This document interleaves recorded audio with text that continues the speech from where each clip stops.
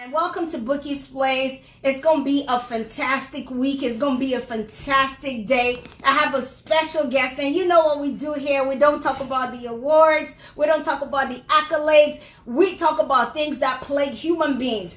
Who am I? Why am I here? Where am I going? I'm in a lockdown. My identity is gone. I've been tied to being a banker all my life. I've been tied to this all my life. Now I don't know where I belong. I'm faceless in a crowd. And we bring the best of the best to come share their experiences with you. And guess what? Today I have a very, very, very special guest. So I want you guys to sit back, relax. It's going to be amazing. I have the one, the only Sam Adeyemi's boo. But listen, she's not just Sam Adeyemi's boo. She is a woman in her own right. She is Mrs. Nike Adeyemi. Listen, man. She's a pastor, she's a preacher, she's a speaker, she's a mom, she's a wife, she's an entrepreneur. Listen, man, she's amazing. And today, you know what? She's bringing a really fresh dimension. She's putting perspective to what you're going to in this season. It's going to be amazing. So I need you guys to sit back, relax. Pastor Nike is awesome. Oh, yeah, she's amazing. She's amazing. It's going to be, oh, she's in the field. Listen, you are not just a mother to us. You are a role model. We love you so much. People are excited. I've been getting inboxes all day saying, Bouqui, go online now. Somebody even sent me text. It's almost cute. Said, Bouqui, go online. I said, I can't go before time now, you know. So people are excited. People are looking forward to this. And, you know, I just want to say thank you for even coming. You know, first off, let's give honor to whom honor is due. I appreciate you. We thank you for all that you do for us, you know, because when we go through our journeys, seeing someone as transparent as you gives us hope. I want you guys to give Pastor Nike a Bouqui'S first welcome. Just say, Pastor Nike, we love you, we love you, we love you. Let's get like 50, we love you. No, really, because you don't just preach. You live what you preach. You raise role models, but you also are a real role model. So we're going to start. Bouqui'S Place is about transparency. A lot of people have lost their jobs, they've lost their abilities in this season. You know, imagine you being a banker for like 20 years and they rip that from you in 1 second. You don't know where to start from. You don't know what to, you know, it's just crazy. So now, what we want to do is equip people with practical tools, and the best way to do it is you share your story. Because if we give them 7 laws of doing this, they'll be like, okay, yeah, whatever, you know. But your story, we're gonna start from the beginning. You're gonna, you know, just pour it out. Yeah, I know what you mean. Bouqui, first of all, let us say a big thank you to Bouqui for setting up Bouqui'S Place and for just being yielded to God at this time to do this.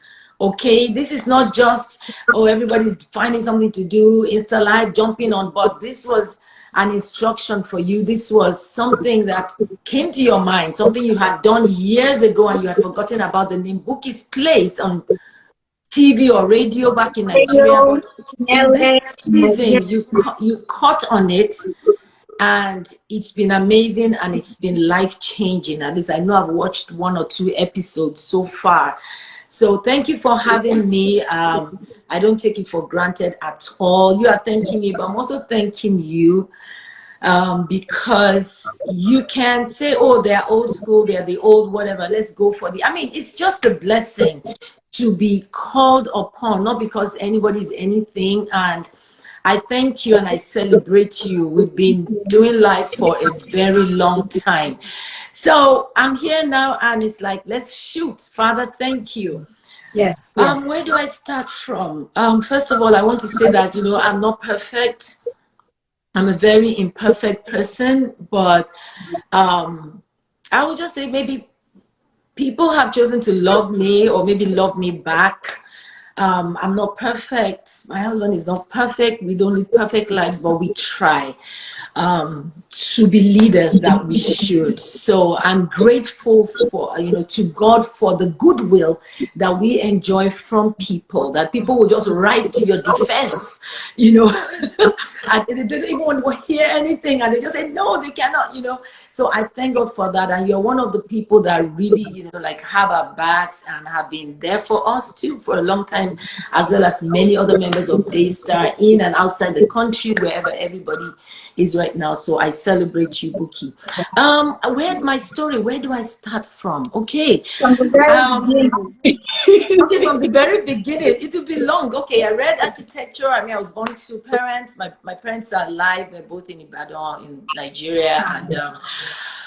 And my daddy, an academician. My mom, they're both loving, but my mom was very down to earth, accepting and all of that. Daddy was a bit stricter.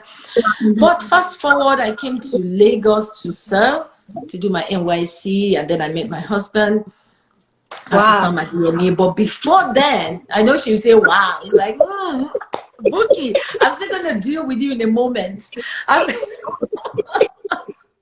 Some of you, when you hear the name Pastor Sam Adeyemi, you're like, oh.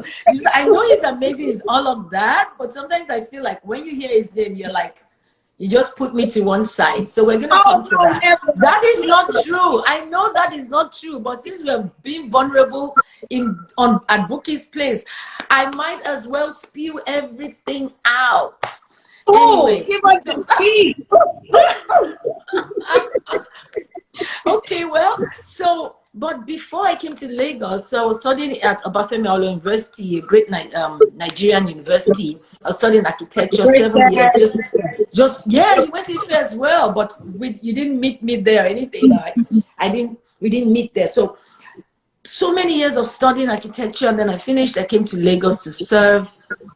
I was working in a construction firm with my cousin or so, and then I met him, and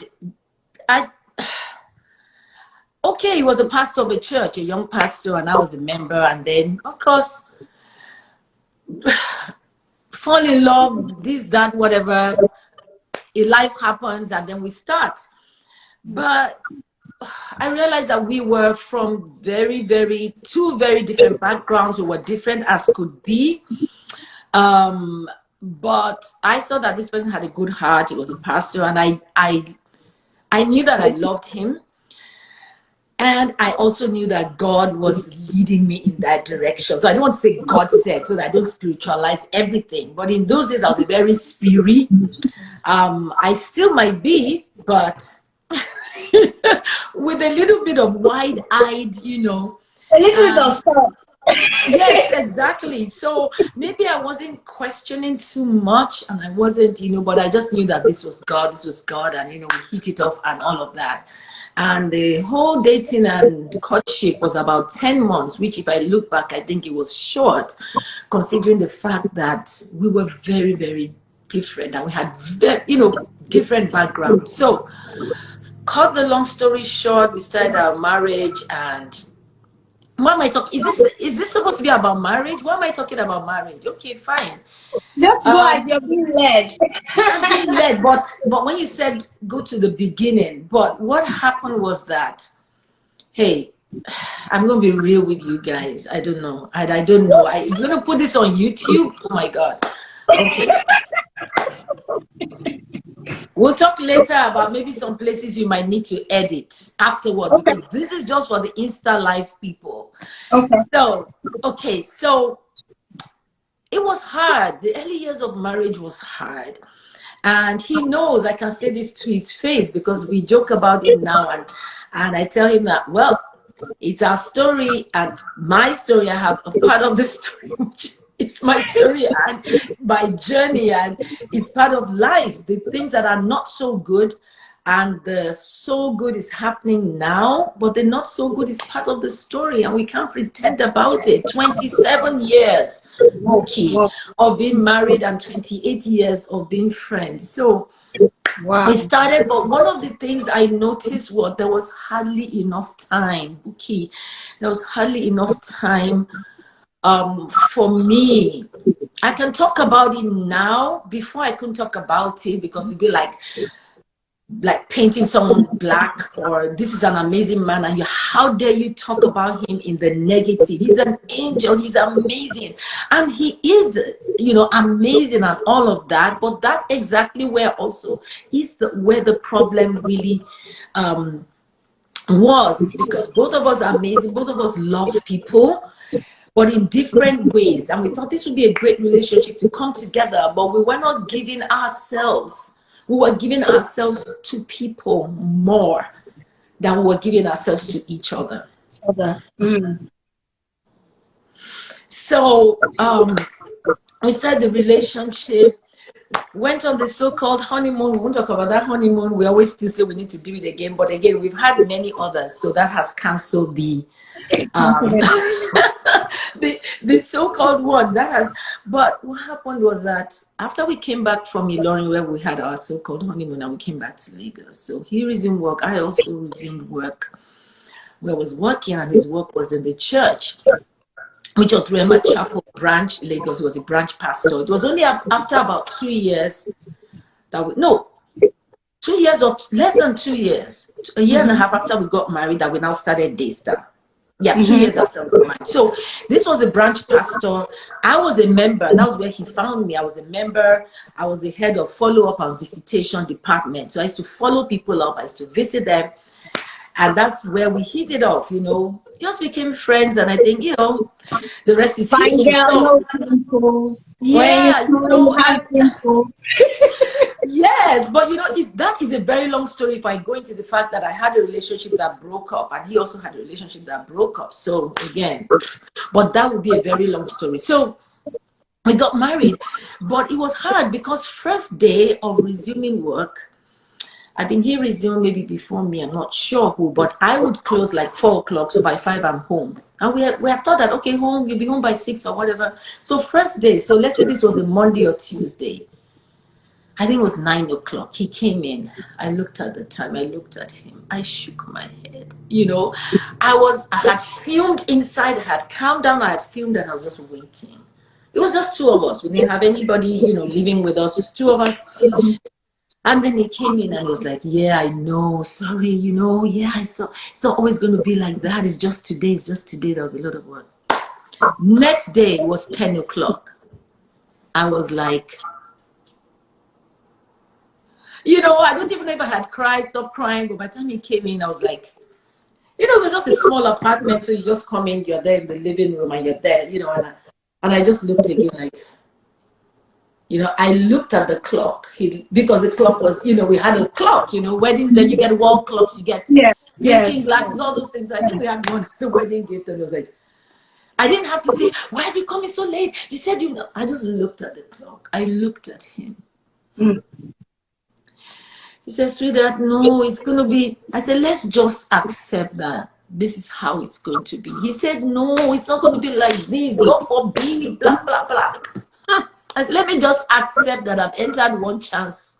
I didn't say one chance, but it was more like, look, let's talk. Let's face reality. Tell me, like, look, it's going to be really busy. It's going to be, this is how it's going to be, but we're going to, but he was still saying, no, it's going to be better. It's just this week, you know, it's just been, and I tried. But, you know, the story was always, okay, I thought I would leave at this time, but when I was about to leave, then a member came coming in. There were no phones then. Think about 27 years ago. No phones, nothing. So I'm about to leave, and then someone comes. So look at it typically then. It was a full-time pastor, and maybe he would want to wind up by 5 o'clock. But 5:30 is when someone is coming from their own work, and they want to come and talk to Pastor Lori. My friend is in the building. Woo! Glad to have you here. Yes. So he would, you know, just say, okay, I'm on my way out, and then someone was coming. I was saying, Pastor, I was coming to see you. Had left work. Maybe they were working on the island. The church was like Yaba, if you know Lagos, Nigeria. And then he would tell me like, oh, okay, so I had to stay. But that was when I was actually driving out, but I had to like reverse and go back to the church office and talk to her or talk to him. And so one person after the other. So I just imagine that another person will meet them there, another person will meet them there. And then till it's 9:30 and then get home at 10. Hello. But where's the place of like, okay, you know what? Let's schedule. Let's actually book an appointment. I can't see all of you today. Maybe I'll see 2 of you. I need to get home. It's 7 o'clock. So if you still go home at 8, at least maybe I would understand. This is a young bride. This is a young marriage. We were both young. We're like both 26 years old. Just turned 26. So he's 2 months older than me. There's no secret to that because we celebrate our birthdays on social media. Like we post and then we post our whatever, so you would know already that he's 2 months older than me, February, April, and we're both 26 when we got married. So Wow. but he was a pastor, the burden was heavy, and so that was how and so there were days he would try, it would be good, but I just found out that I married a workaholic. Oh. And yeah, and it was really, really tough. So there were days, not even just weekdays where he would come home late, but there were days where, go ministration, minister, name babies, go. And sometimes we'll go together and sometimes we'll go alone. Sometimes we'll say, look, stay, let me quickly go with the pastors and come back, and all of that. We wanted to be part of that. At least if we're together, at least I know I'm seeing you, even though we're doing ministry, but sometimes we'll be like, no, stay, let me quickly go and come, So there were all kinds of misunderstandings then, and I realized there were times when I would just be in the bathroom, first year of marriage, and I'll just go to the bathroom and just cry. I've shared this with women before, and I'll just pour my eyes out sometimes. Through a pity party, when I look at the mirror, my eyes are all swollen, I will start again because I'll be like, is this me? No. Bouquie, let me say it in vernacular, and then I'll reply, Shaye Mire. It's like, is this my life? Is this my life? But that was all a pity party. That was all a pity party. But I've learned to be very relational with God. I've not always been like a very religious person, but relational. So I will tell God how it is. And I will tell God that, look, okay, God, this hurts. But I thank you, Lord, because it's not like he's not away from me or because not. I think it was neglect, but it wasn't deliberate, He was just being an ambitious pastor wanting to make it, And then we talked about, okay, he knows he's going to start a ministry somewhere in the future, a church or whatever. I'm like, okay, yeah. So when it was about time, I supported him. Yes, let's do this and all of that. By that time, we had just a baby, and we're like, let's do it. I knew we would suffer, and then we'll go down and then build together. But he used to say then that, okay, things will be better then. But I said, I don't think so. Because when he said, no, I'll have freer time. But he's a lie. It was worse. The first 3 years of Daystar, oh my God, I have to give time because we're both trying to build this thing. So it was worse, though you're not working under somebody else. But the passion of getting this thing to succeed, oh my God. So, but again, so those early years, especially when he was still working under that ministry, and I was, I would go to God and say, God, but he's not in the bear parlor, he's not womanizing, he's about your business, and I also love your work. So it was mixed up where I couldn't complain. I couldn't complain. Yet I wanted to complain, but I couldn't complain because there are other people who, this is a very saved man. I also saved, both from our university days, we were saved in 2 different cities and then came together, for purpose. So why would I complain? Because it's not in the bear parlor. He's doing your work. He's gone to preach, got to name people's babies. He's going to do wedding ceremonies. On a Saturday when, okay, let's have a little bit of downtime. Was like, I gotta go. There's this.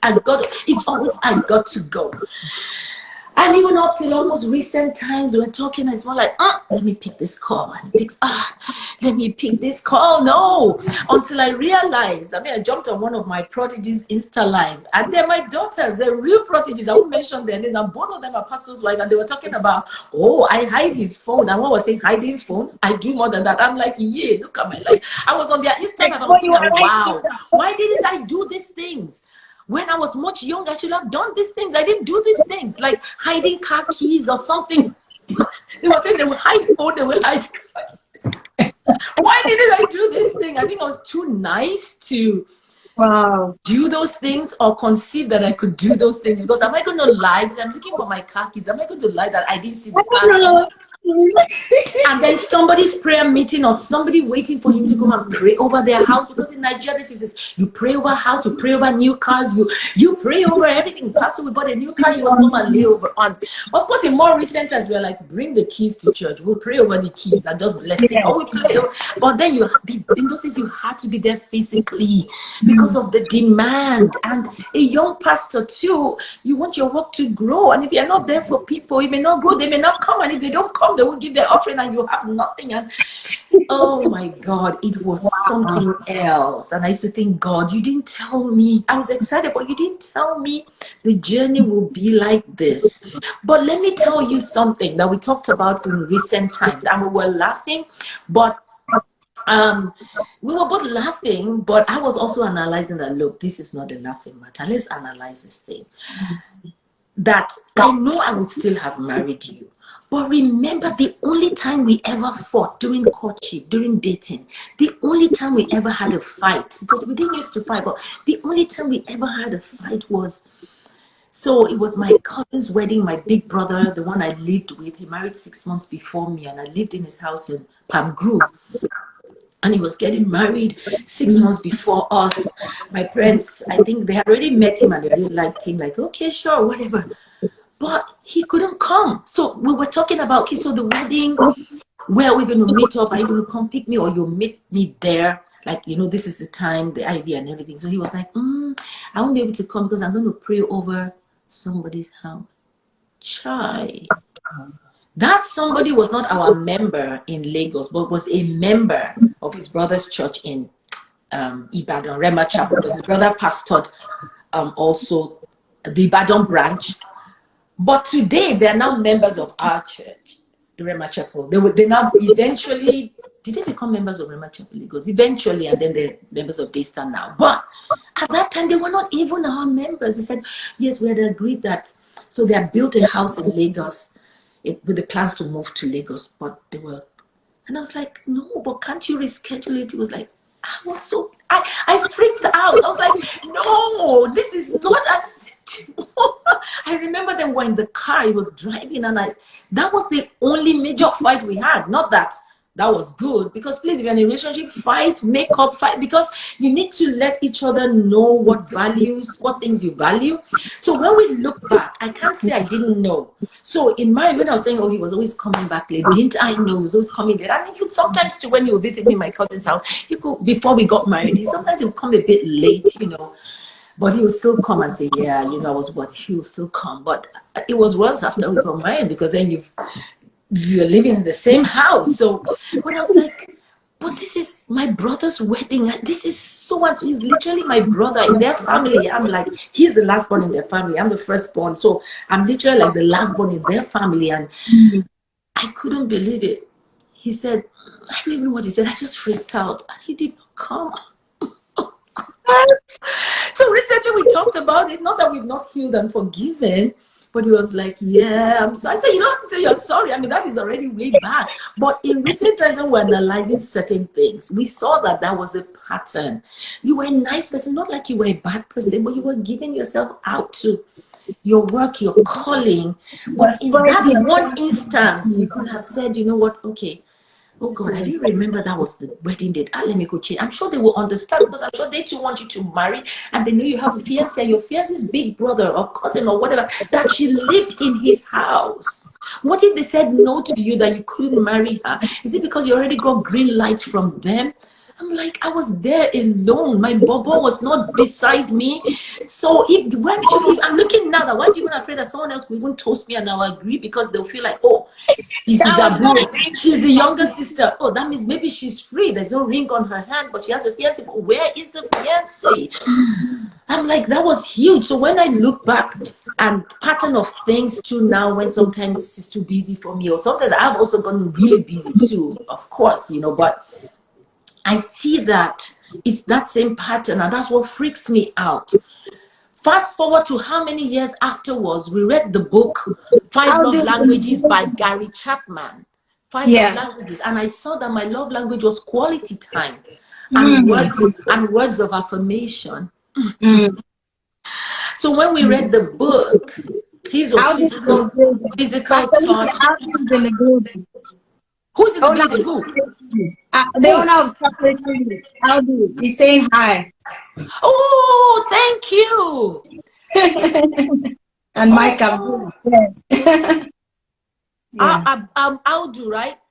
I'll do. Yeah, I'll do. Yes. He Oh, started thank Chocolate City. Yeah. Yeah. That's huge. Thank you for joining. Okay, but from a celebrity like Bouquie, that's expected, right? Yeah.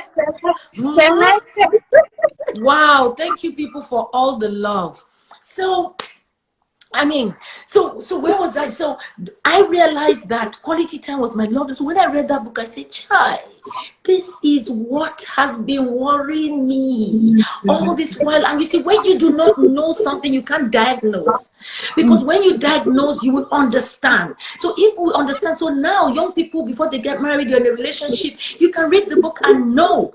As singles, even our children, we know what their love languages are. They know what they. So you can actually say, my love language is quality time. What is yours? So the other person will already know, if I'm not able to give quality time, let me escape before we really cement the relationship. Or if you really believe the relationship is of God and you're so much in love and you believe you're for each other, then you begin to practice how you're going to work on quality time, how you're going to make sure that you give it. And then I also make sure that I give what he likes: physical touch. I think he likes words of affirmation as well. You just to make sure that you give, because someone will say, okay, because in recent time we're analyzing and we're saying, okay, am I trying to say that if I had known that not giving me, having time for me in the way I would want, if I had known he would continue to marry, if I had known that was my value, and because I've seen in a courtship, doesn't mean we should have broken up. I think we would have broken up, come back again, like maybe after 2 weeks, maybe I would have said, look, I am not doing Thank again. God she didn't know. God, thank you, she didn't know. Thank God she didn't know.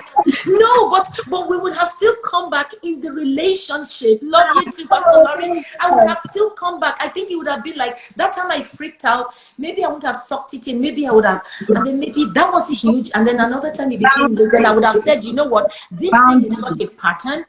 And I know you're not a bad person, but it's such a pattern. And if you can't slow down and just give it to me, I'm not asking too much. I'm not saying every day, don't be late in coming to visit me or in coming to when we have an appointment to go out, but just in the one that mattered most, Then I should have said, this is so huge.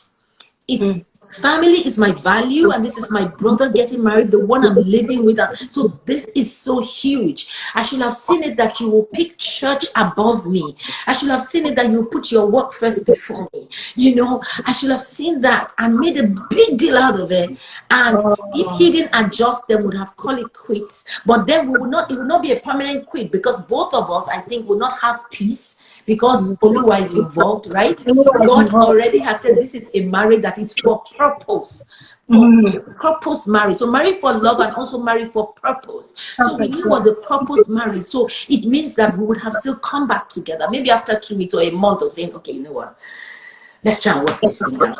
I can't get you out of my head. Or you say I can't get you out of my head. So let's work it out. Right? But at least I would have made a big deal. But then I didn't know. Or is it I didn't have enough esteem to say this was a big deal? Or I looked away like, okay, fine. In marriage it will be better. But it was not better. It was not. And he's a good man. You all know he's not a bad man. And maybe he's even watching right now. Pastor Sam, I'm not saying anything. I don't know. No, he's not watching, because if he's watching, you would have seen him join. Yes, but he might overhear me from the other room. But the thing is, this is what we talk about freely now. I'm free to share it, and he too is free to share our, just our mistakes and our trying to adjust in the early years, so we can help people. So, and because we are healed now and we're not perfect, but we've gotten a hang of it, then it's more interesting, you see, and we're able to help people. Don't look away from things that you value. So maybe I didn't know I value that so much. I didn't know. So now that's why we ask people to do their personality tests. Do your personality, know yourself. Yes, but you have to know yourself, because when you know yourself, that is how you'll be able to introduce yourself to somebody else. So know yourself. When you know yourself, you might say that, look, I'm an introvert. There are times that I just pull away. I'm just using that as an example. You know, you may say something, or a man may say, or a woman may say, look, I'm an introvert. What are you, an extrovert? Okay, I can see that. But the times I pull away with a good book, and you might think you offended me, but no, it's just me pulling away. So when you discuss that during the dating and everything, because you know yourself, when that begins to happen, even during the relationship, during the dating courtship period, but because you're not living together, you may not see a whole of that other. So when you get married and that begins to happen, the other person will remember that, okay, he had said that he has his moods, so it's not like I've done anything wrong. So you just be able to say, oh, you okay? You say, oh yeah, I'm fine. And you know, people say, what have I done now? You're not talking to me. What have I done? Oh, you have a fun. You say, it's nothing. No, is it you start to react based on something you think is happening that is happening. So Bouquie, I'm telling you, even recently, I'm going to be very real with you here. And thank God Pastor Lori is on this as well, this table. So I'm going to shake a table right now. And it is the table that I am on. So me, what happened in recent times, you know, we've done the temperament test, melancholy and all that, the one by Tim and Beverly Lahaye, how you act the way you do. We read that book when our children were younger, and we made them understand. We knew the one that was introvert, extrovert, or melancholy. But then they moved on from that. People developed what you call the DISC, the Myers-Briggs, which is the 16 personalities test, 16personality.com, which tells you whether you are INFJ and all of that. 16 different types. But there is a new one now, the Enneagram. Oh my God. When I ran the Enneagram just recent, this is just like a few days ago, I cried. I cried because in recent times I had done some things that I was thinking how do I put it, outside of my temperament, not my temperament, but I was having, and I'm good Pastor Lori's here because she may have been hit by what I did. Some months back, last year, like June or so, I unfollowed everybody on Instagram. And I was telling you, okay, not then, but some days ago, I unfollowed everybody on Instagram and it brought it down to 0. And that is because I felt my identity, I was attaching this, I felt I was addicted to Instagram. And I said on Twitter, my Twitter grew over the years. I wasn't a big Facebook person, but I'm on Facebook, but I'm more Twitter. And Hobby and he's a Twitter guru. And Twitter too, 300,000 followers. I think that wasn't bad. So it was about 200,000 at that point. And then I came into Instagram even before him. And my Instagram was going 10,000. I said, join this thing, Instagram, you need to use it. So eventually they opened one for him. And when I was 12,000, I think he was still like 6,000. I was like feeling cool. After a while, the man just overtook me. I just saw the thing like this. I said, yeah. But I was happy for him because Pastor Sam is like likable. Wherever he is, he's liked. That is just the thing, you know. So sometimes it's annoying. But it's good. No, but he knows. We talk. We look. If there's one place where I am very real, it's in my bedroom. It's in my house with him. We're very real. And that's one thing that has saved me. And if you're a pastor's wife watching this, let me just tell you, I always tell pastors, there are pastor's wives who are introverts. I am not an introvert. So I may be introverted outside, like, or in the church, maybe the early days, like, just sit down, don't look like you're domineering, don't look like, and that was all of it. I lost my identity. Oh God, do we have time? I lost my identity somewhere along the line, even after we started Daystar. I lost my identity because people expect me to be a certain way. And there were times too when he too shied away from maybe just letting me be how I should be, because he said he didn't want people to think I was domineering or come across as controlling. And there was one day I asked him, but am I controlling? He said, no, but I didn't want people to think you were that way. So I had to also play that card so that he will feel comfortable and people will not think that. But I'm different from him. And so sometimes I won't want to share. And there was one day I got deliverance when I needed to share. And God just one day, I would share and sometimes I would struggle. But eventually it will be good. And people say, that was amazing. We laughed, we whatever. I'm like, no. But one day God said, you know what? When you're going to go up there, just go up as yourself. Just go up as a mother. Imagine, you know how you talk to your children. He mentioned their names. I said, okay, just go up. Don't even think that, oh, this is Daystar. And this was like Daystar into year 5, 6, 7. We're 25 years this year now in Daystar. We'll be 25 years. So at some point they said, you know what, just go up as a mother. No, that was about maybe the 10th year. I'd been preaching before then, but my release came. And when I would do that, people would say, oh, your flavor is different. So I began to use that, like not preach so often. You say, preach, now you're not preaching this Sunday. I say, I'm not. Continue. You know, the series you started is very sweet. So continue. I don't want to struggle. So if the series is leadership, okay, it's better leadership. I'm also good at leadership. But if it's like something like identity, if it's something like love, the month of, I may jump in on that. If it's something I'm not so, I'll be like, just be going on. I'll wait. So I found out that less was more. So even in recent times, I do that now. Sorry, I don't know. Maybe someone needs that strategy. Less is more. So I'm not in your face. But the one time I appear like this, they're like, where has she been? Oh, they're laughing off everything. Meanwhile, in the early stages, I wanted to preach. I wanted to go. When we started Daystar, I'm like, okay, yes, you need to feature me. We had other young guys that were with us, so we give them announcements. He wasn't traveling anywhere, so he would always preach. So I'm like, okay, to take announcements, I'm not even like, yeah, you know, this is not husband and wife ministry. You've got to earn it. I'm like, yeah, okay, I've got to earn it. Oh yeah. My schooling, my training was very hard. And I can say it now because sometimes my husband will say, when did I say that? No. I say, you did say it, and now it's part of my story. So I'm like, you have to earn it. I'm like, okay, I will earn it. Because when I was back in school, you've seen my journals about how God will, talk to me and all that. So no problem. I will earn it. I'll work hard for it. But hey, where's the place of husband? Where's the place of so I began to negotiate in the bedroom. Okay, where's the place where maybe God allowed me to be married to you because he knew there was a call on my life, but he was married to you. Then you give me that platform and I will be able to, because you see, in our tradition, and back then, not just in our tradition, even generally in the world, women were not preaching. This is 27 years ago. This is 25 years ago. Fast forward to when Daystar started. That was when I wanted to come in and preach, take announcements, do a little bit of, encouragement here before you come up to preach. And you're telling me I must earn it. So I said, but maybe I will earn it, fine. But maybe God in his own design allowed me to be married to you so that I will have that platform. Yes. Well, my husband he wants to do everything by the books, almost to a fault. And sometimes I also do that because now, even when he's doing it, whatever, I'll say, no. So I'm checking him now. He's also checking him. So in this type, he's coming into the service and he has 2-3 people following him. Later I'm going to say, it's not looking good. How many protocol do you need? You want to start? So yeah, that is what we'll be telling ourselves. And he will correct me in the room. If he preaches, if the diction was not too good, when we get home, I say, amazing service. Because it's always amazing. It's always amazing.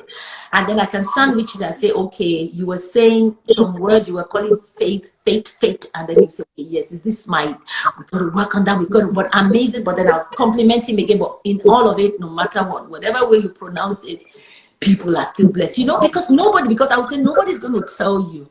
I'm the only one that can tell you. Because who will now go and say, excuse me, Pastor, with that grammar, yeah, but I got your back. Sometimes you might want to be defensive, and I'll say, hey, it's just me and you in the bedroom and the Holy Spirit. It's just, but sometimes you'll be saying, yeah, thank you. I know I got to work on it. So that's how we roll, people. So, yeah, so that was hard when he said you must earn it. And I knew where he was coming from. He didn't want people to feel like, okay, because she's the wife, she's his wife, so she gets to take all the announcements and the other pastors are not doing more. He didn't want it to be automatic, but that was hard on me. But when I look back today, then I wouldn't have it any other way. I am glad, because today people know I've earned it, because today people say Sam and Nike Adeyemi. Before it was not Sam and Nike Adeyemi, it was Sam Adeyemi, and now they say Sam and Nike Adeyemi. And by the time they start saying Daystar Sam and Nike Adeyemi, I'm like, no, I don't want. I'm with the Real Woman Foundation. So again, my story, my journey of healing or whatever started before we really started Daystar, or was it after we started Daystar? No, before we started, no, after we started Daystar. And even before we said Daystar, he would say something like, but it's all out of ignorance that we're forgiving ourselves. So in the first year of marriage, I was clingy. I wanted to, when we say anchor to church and all of that, I'd be clingy. And one day he said, don't you have friends? I was like, yeah.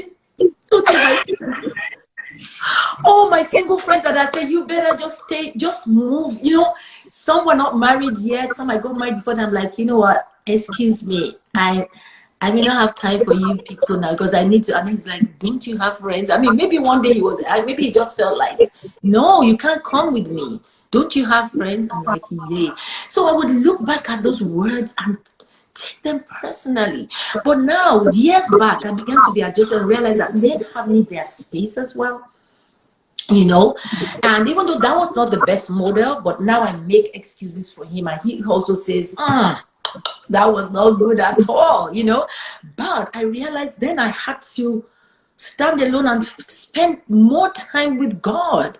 And in God's presence, sometimes I'll say, God, you are the love of my life. When I'm feeling low, and then God will be like, your head is correct now. You don't have time for me.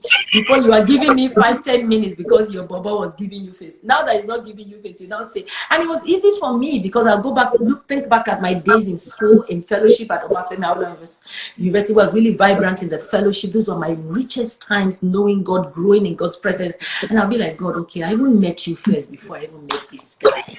So it's an advantage if you knew God, if you had a relationship with God before getting married. Some people, after they get married, then they get saved, But I got saved, so I'll say, that's true. Why should I now relegate it? So I'll just love on God and let him love on me, and he will tell me all kinds of things, how he loves me, how I'm amazing. And when I walk out of that presence, I will feel like it's like I've taken something, I'm high, and my countenance will be better. And for a while, he wouldn't even be able to offend me. Not that he deliberately, but I would, until I start getting low on my whatever again. But I realized that we don't need to, doesn't have to be raw Peter to pay Paul, but that sustained me. And that is why today I preach love, I preach relationship with God, because no man can do it for you. And so even now that my husband is now really amazing, like all those, both of us were naive. That is the truth. We were both naive. And of course, if he was to say his own, he would say where I also hurt him with my words, sometimes you're like, just really saying it as it is instead of waiting to calm down. I'm not the type that will shout and flare up, but I'll just be like, this is abuse. This is abuse. And he'd be like, abuse? That is heavy. Nika, that is heavy. But I didn't think those were heavy words. So later I realized that they were heavy because in my family, so my dad, with my family, we can tell people as it is. But in his family, you've got to tiptoe with what you want to say. I remember when he first came to meet my dad, and my dad said, okay, bring him. So we both traveled from Lagos to Ibadan to meet my dad. And at the end of the day, we had a great lunch. My dad loved him from day one. They hit it off, and I was very happy. And then before we left, or maybe it was another day when we visited, but I don't know what my dad was saying. We're having a discussion, and I was like, no, daddy, it's this and all that. We argued a bit, and my mom too chipped in, and then I'm not sure if my sister was there. But when we were driving on the way back to Lagos, he was saying that, wasn't that kind of rude? Wasn't that kind of harsh the way you were talking to your dad? And I'm like, rude. That is normal. And even my dad, growing up, we still feared him a bit. Mommy was the one you could just push around. Anyway, we even still feared my dad a bit.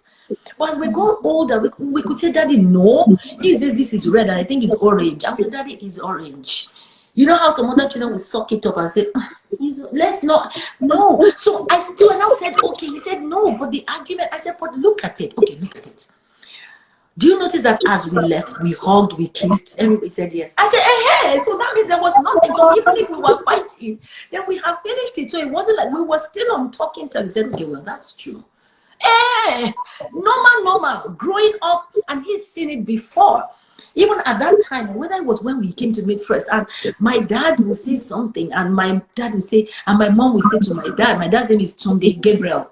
2 days. So my mom might say, Tunde, Ara Elori. Being that Tunde should be saying to her husband. My dad is just a month or That's a replica. my dad is just a few days older than my mom.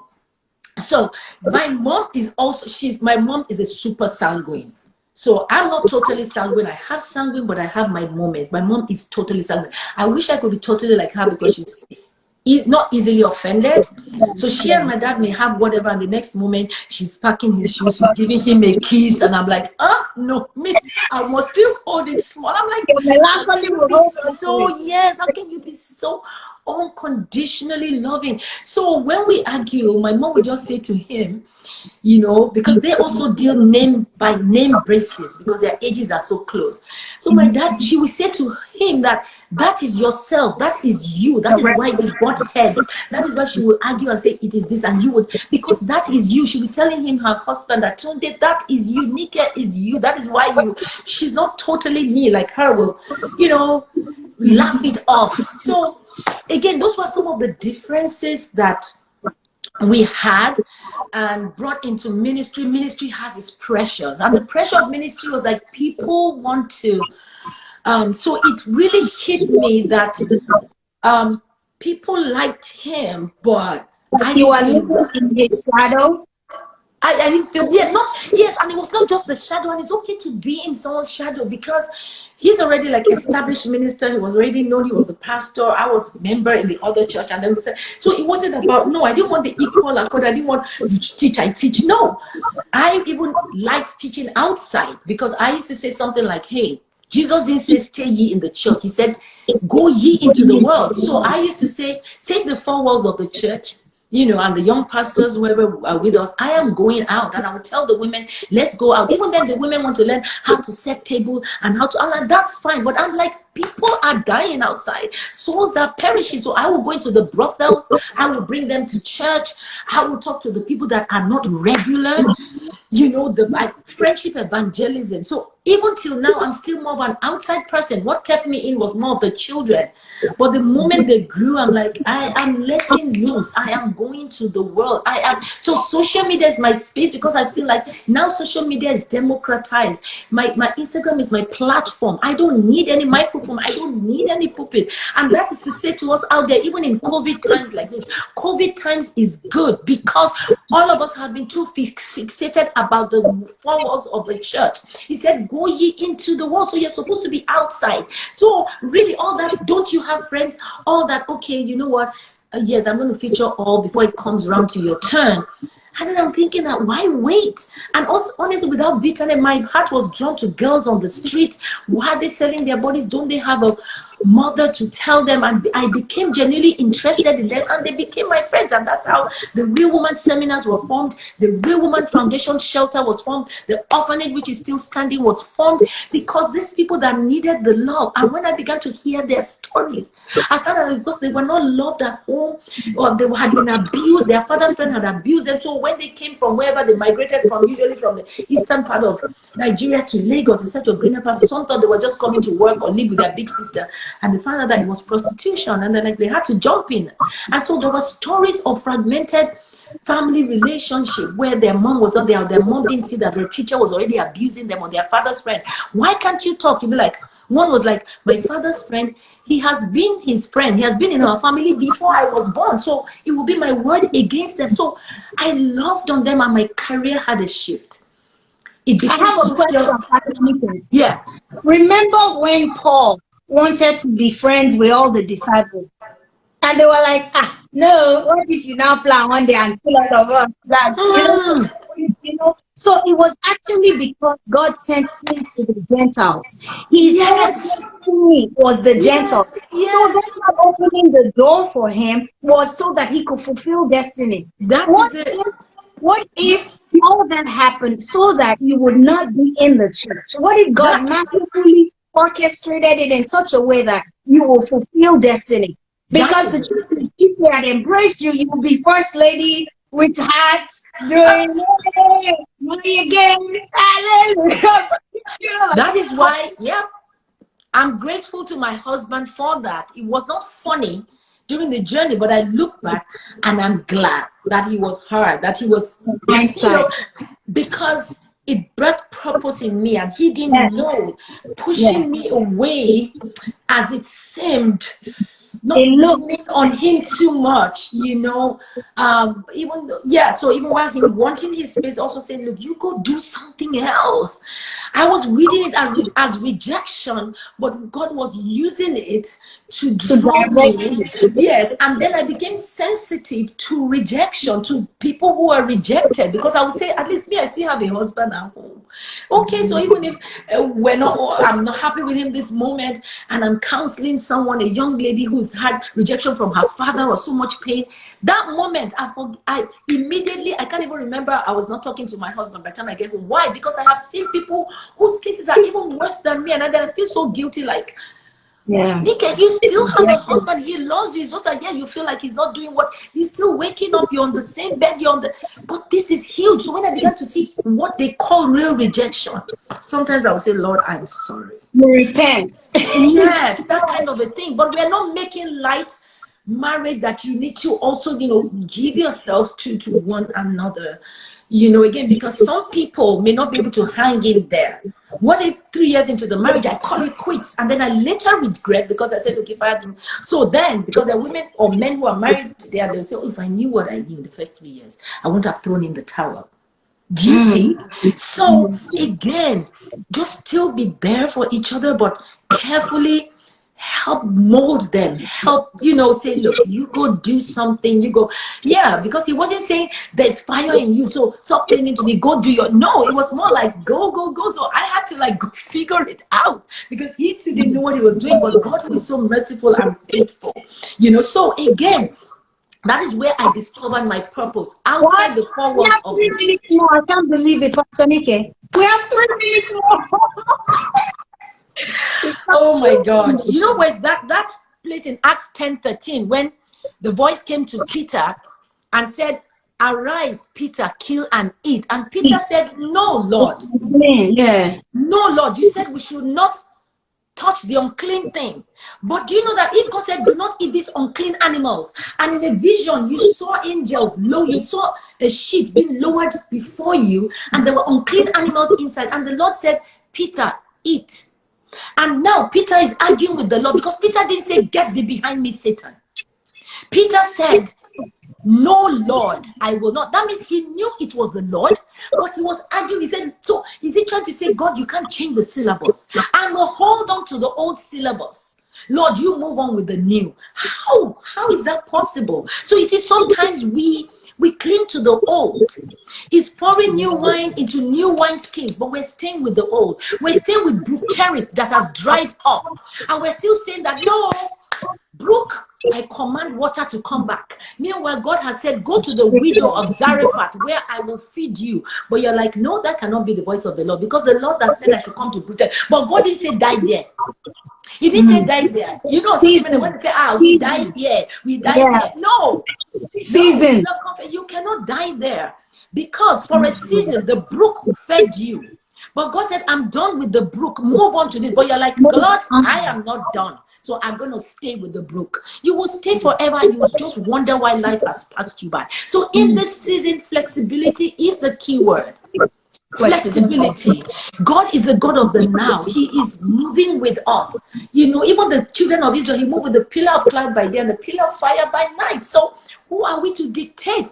And of course, because he wanted to use Peter, while Peter was still arguing, and then he woke up, people were knocking on the door and said, please, we have 29 seconds.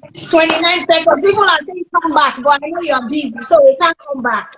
So your identity is know who you are, know who you're called to, go with who's drawn to you. Okay, I'm drawn to creatives like Bouquie. I'm not just drawn to people who are okay in the church. I'm drawn to people who are not okay. And so in recent times, the Lord began to heal me. Even now I'm going through healing. I said, be yourself, know who you are and how you are wired.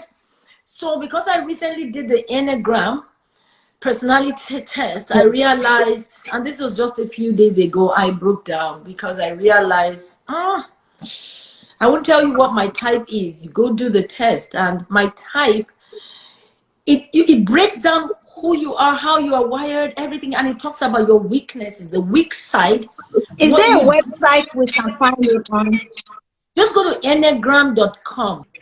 Okay. Enneagram. Just Google it. Enneagram. If the spelling is wrong, we'll correct it. So enneagram.com. Okay. And so it told me how I will act when I'm stressed. This is my personality type. It's not just about extrovert. And I really broke down because it shook my table. Everything. It described me as I am. I love to help. I love to love people. I love to, but when I'm not feeling it, I'm something else. Other things set in. I think that's what led to unfollowing people and unfollowing some back and not following some back because I didn't feel loved. I also want to have that acceptance, and but it messed me up, and I realized that. So it talked about the healed. So we tell your personalities, and it was telling me about this is how I act when I'm healthy, and this is how I act when I'm stressed with my personality type. Do you see? So I'm focusing on, okay, how am I supposed to act when I'm a healthy, person with this person? Because you can be loving, kind, help people and everything, but you can experience burnout and you can experience some bitterness or some hurt inside, and people will know you are hurt. Yes, and while you're still looking nice and kind and doing all nice things, and people may not know inside that you're suffering because you don't feel loved. And it doesn't mean that they do not love you, but you're not feeling the love, and so you're using that to judge. And so in these last few days, I realized that I shouldn't use that to judge. I shouldn't use. So our identity is not tied to our social media. It's not tied to our likes. It's not tied to.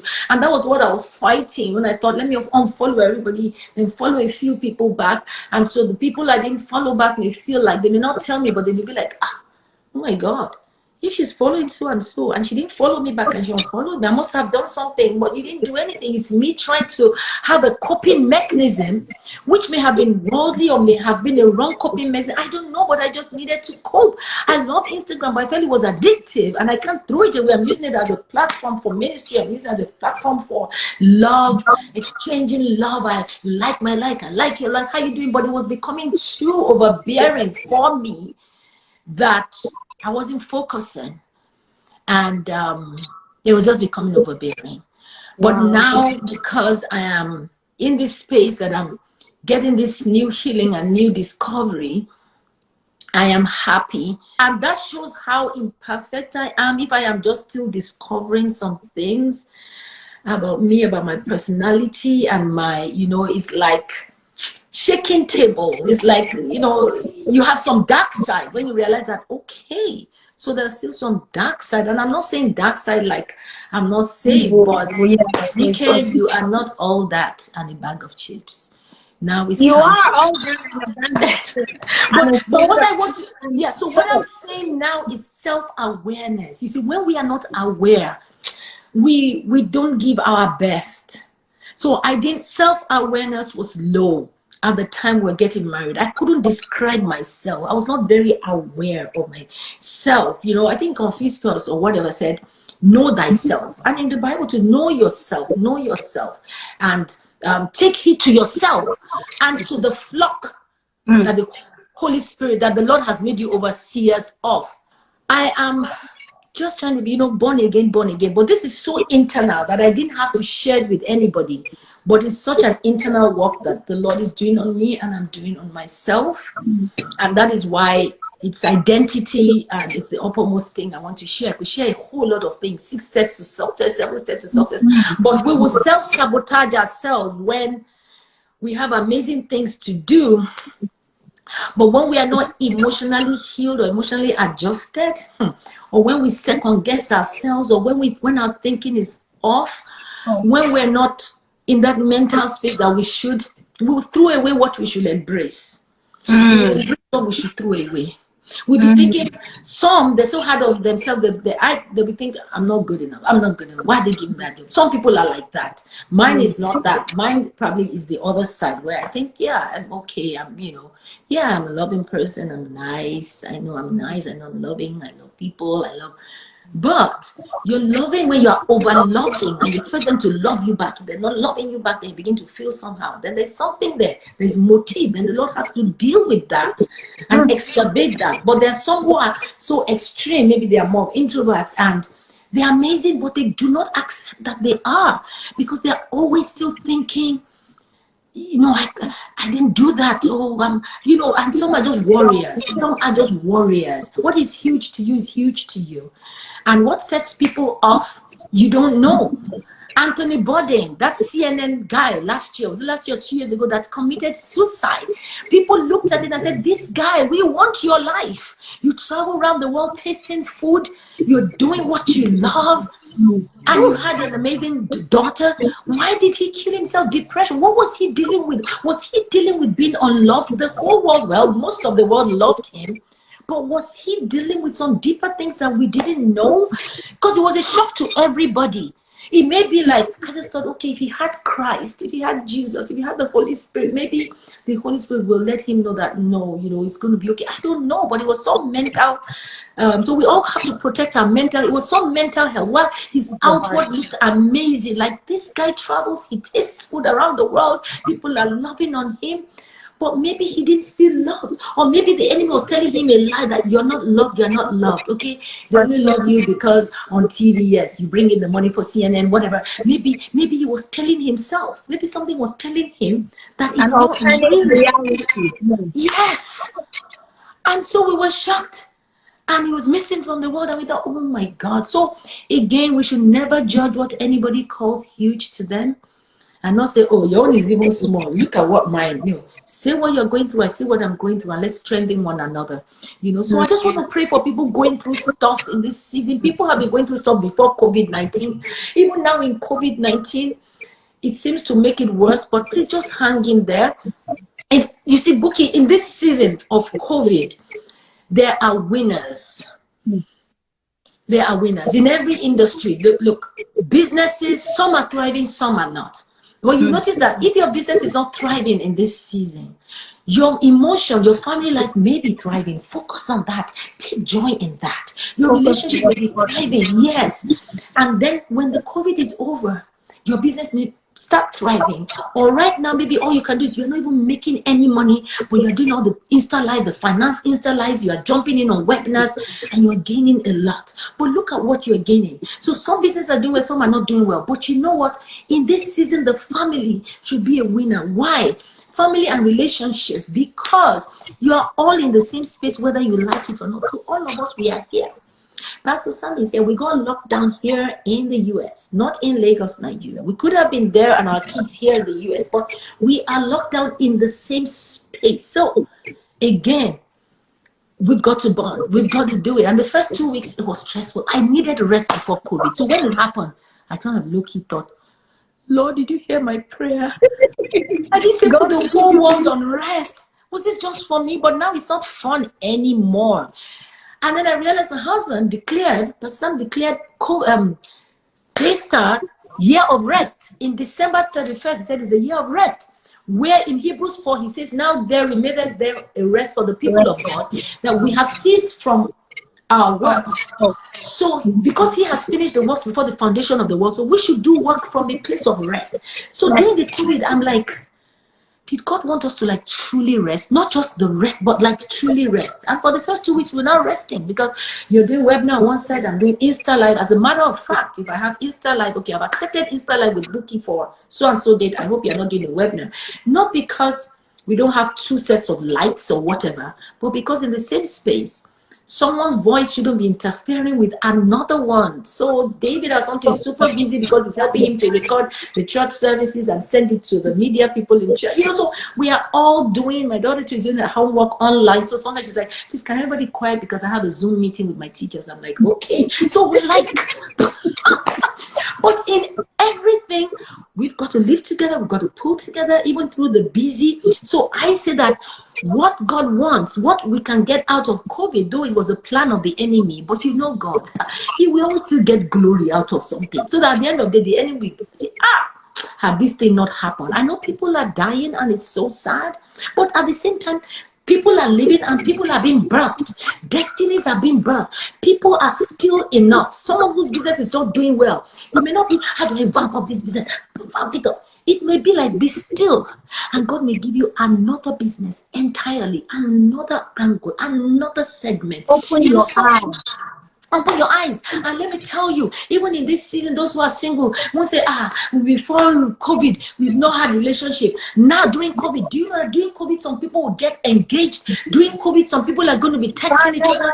During COVID, some people are going to be like, Bouqui'S place, yeah, girl.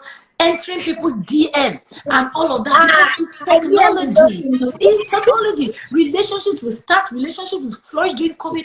All that is left is afterwards. Now you see yourself face to face, hug yourself, whatever. Even the social distancing is good for you, so you're not like getting into that other side of stuff. You are creating friendship, because if you don't create friendship and you begin to jump into sex, you begin to jump into kissing and everything before creating friendship, it robs the marriage too.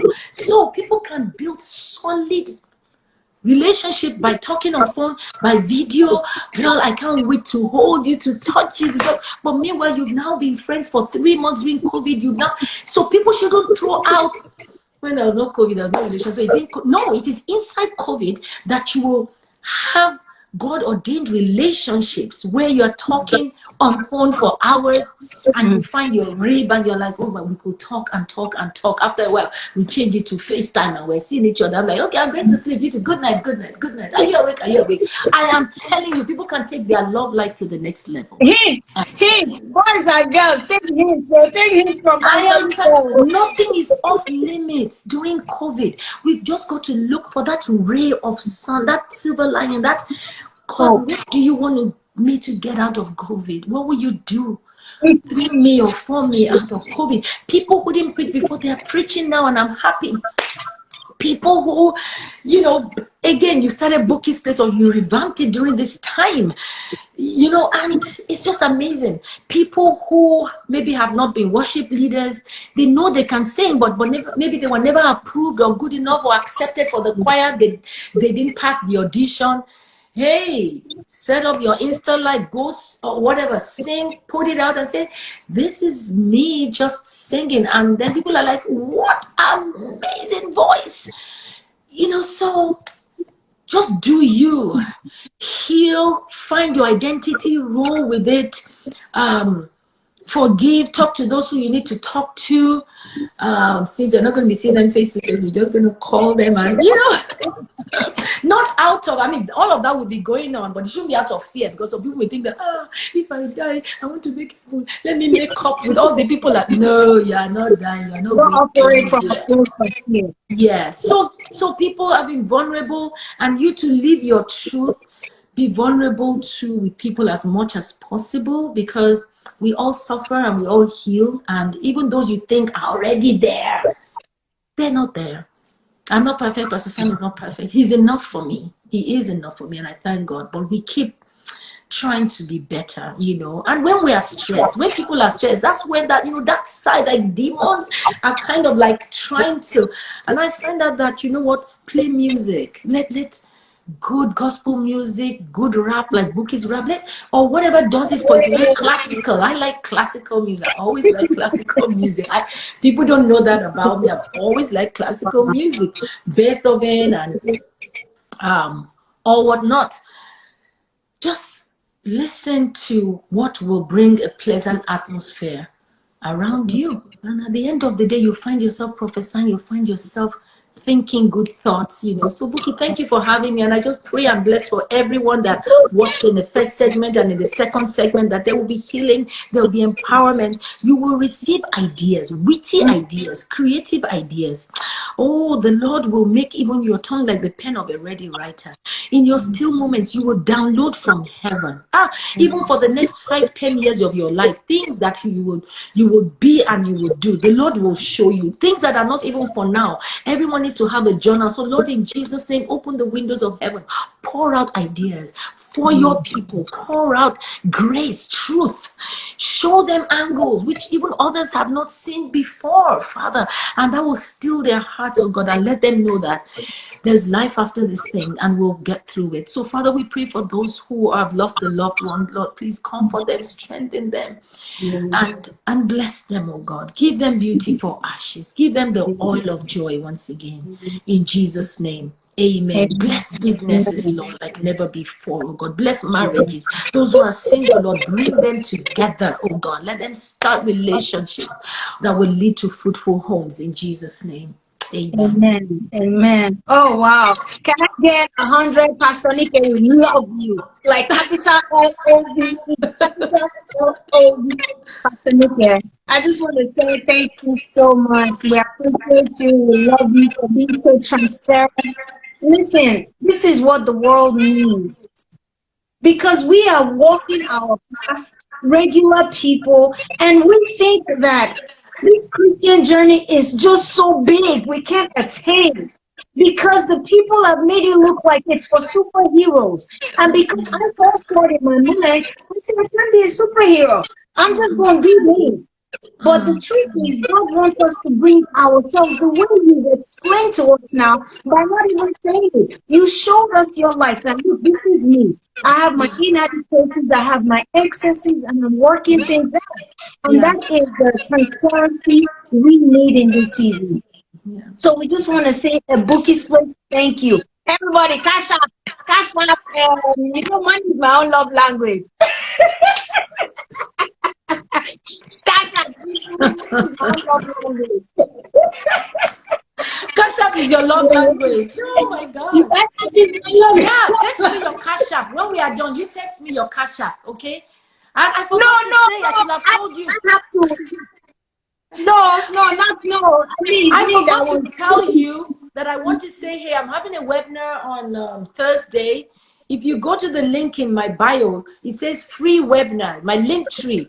It says free identity webinar. So it's a free webinar. It's on Zoom or whatever. It's free, but you have to register. I'm talking about identity and going deeper on other things. So if you like, just go to Nike Adeyemi on Instagram. You see my LinkedIn.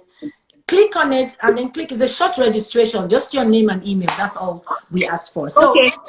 So guys, she's pinned. See, her name is pinned there. Click on her name, go to the bio, and then register. You need to be equipped in this season. Listen, this information we're bringing to you, if we didn't bring it to you this way, it will be hard for you to digest.